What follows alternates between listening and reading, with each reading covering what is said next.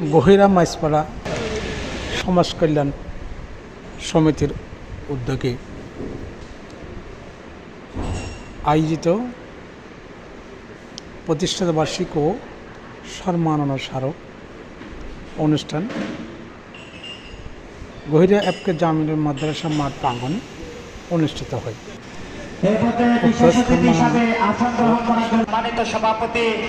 ও প্রতিষ্ঠাতা বার্ষিকীতে প্রধান অতিথি হিসেবে উপস্থিত আছেন বিএনপির কেন্দ্রীয় ভাইস চেয়ারম্যান নবনির্বাচিত মাননীয় সংসদ আলহাজ গিয়াসউদ্দিন কাদের চৌধুরী, প্রতিষ্ঠাতা বার্ষিকীর মেজবান সহ বিভিন্ন সম্মাননা স্মারক প্রদান করা হয়।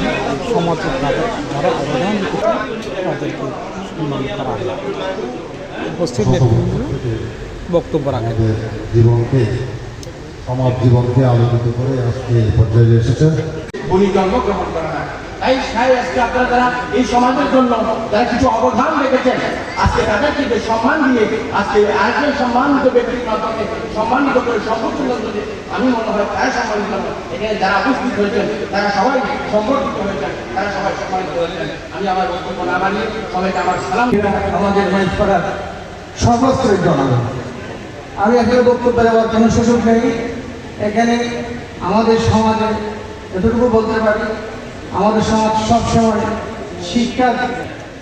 আমার মনে হয় কেন জানি এই অনুষ্ঠানটা আমাদের যোগ্য অভিভাবকের নেতৃত্বে উনি আমাদের কাছে আমাদের মাঝে আছেন।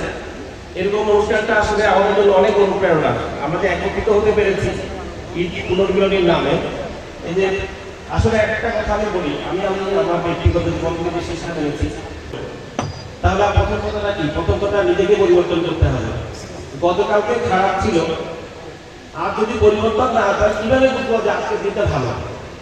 অনুষ্ঠানে আজকে প্রধান অতিথি রাজধানীর অভিভাবক রাজধানী রাঙ্গুনিয়াতে বারবার নির্বাচিত সংসদ সদস্য গিয়াসউদ্দিন কাদের চৌধুরী, উপস্থিত অন্যান্য আমার উপদেষ্টাবৃন্দ নেতৃবৃন্দের সামনে উপস্থিত আমার চৌধুরী, সাথে আত্মার সম্পর্ক ছিল তৎকালীন পাকিস্তানের স্থায়ী রাষ্ট্রপতি মরহুম কাদের চৌধুরী। ঐক্য এবং একতা এই এলাকার সঙ্গে আমাদের পরিবারের একটা গভীর সম্পর্ক, দারুণ সুন্দর একটি সম্পর্ক।